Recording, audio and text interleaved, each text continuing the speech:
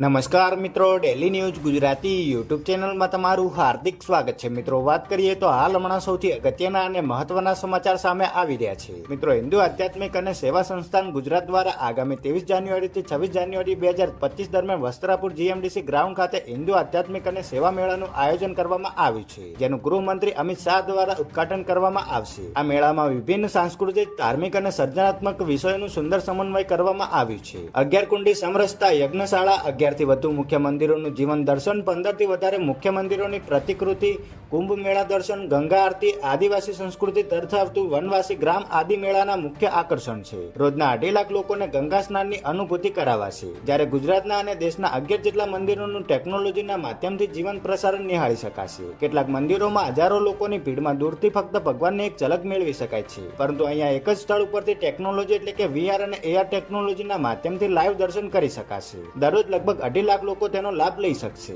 સવારના 9 વાગ્યાથી રાત્રે 10 વાગ્યા સુધી આ આધ્યાત્મિક મેળાનો લાભ દરેક પ્રજાજન માટે ઉપલબ્ધ રહેશે, જે નિઃશુલ્ક રહેશે.